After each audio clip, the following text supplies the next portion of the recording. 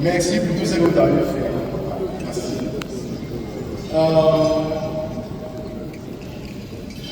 Honorables invités, chers organisateurs, distingués membres de la diaspora congolaise, que nous sommes tous là,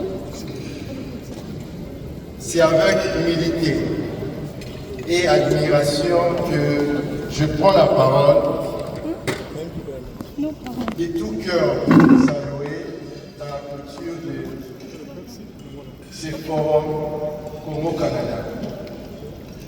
Initiative historique, bien sûr, on doit vraiment l'avouer, et profondément stratégique pour notre diaspora et pour notre pays, la République démocratique du Congo. Permettez-moi d'abord de remercier, comme tout le monde l'a fait, et féliciter chaleureusement les organisateurs de ce forum, plus particulièrement M. Raymond, qui, avec son équipe, ont su rassembler autour d'un idéal commun, l'unité, la réflexion et l'action en faveur de la RDC.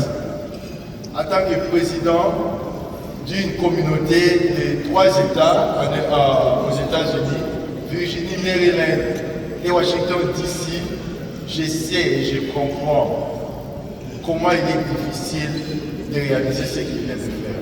C'est un sacrifice énorme, car il n'est pas payé, c'est un volontaire.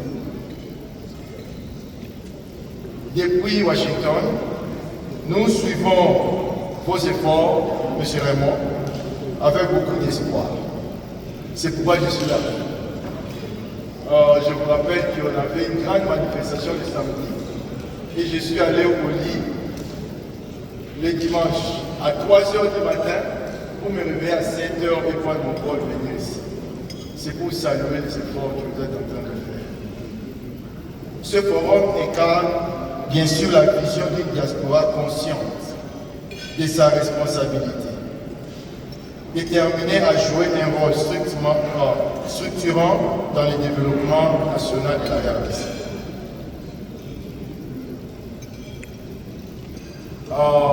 L'ambassadeur est parti, mais heureusement nous avons nos représentants ici qui peuvent faire dire au gouvernement pour bien passer notre message que la diaspora des États-Unis tient aux côtés du gouvernement et du peuple congolais, notamment dans ces moments critiques marqués par la signature récente de l'accord de paix entre la RDC et le Rwanda. Nous étions témoins et nous appuyons cela. Nous voulons ici exprimer notre engagement à veiller activement à la mise en œuvre de cet accord et à alerter, si nécessaire, les institutions américaines et internationales en cas de manquement. La paix à l'est de notre pays n'est pas négociable. Elle est un droit, une urgence et une priorité. Au-delà de la paix, nous appelons à l'unité concrète de la diaspora congolaise à travers le monde. Nous devons aller au-delà des discours et bâtir ensemble des instruments d'impact durable. Là, je parlerai de ce qu'on a discuté aujourd'hui avec M. Raymond et M. l'ambassadeur, son Excellence, un fonds d'investissement de la diaspora, structuré et transparent pour soutenir les initiatives économiques et sociales en RDC. Des réseaux de compétences sectorielles, là je parle de la santé, éducation, entrepreneuriat, environnement, pour contribuer efficacement à la reconstruction nationale. Aussi un cadre de concertation transnational entre les diasporas du Canada, des États-Unis, d'Europe et d'Afrique pour parler d'une même voix et agir avec cohérence. Pourquoi pas rêver un jour d'un haut conseil pour les Congolais de l'étranger? C'est dans cette optique que nous avons lancé, déjà à partir de Washington, l'initiative qu'on appelle Kimvuka Connect. J'en ai parlé avec M. Raymond aujourd'hui ce matin. Une plateforme dédiée à la mise en réseau des talents et à l'investissement collectif de la diaspora pour l'Union du Congo.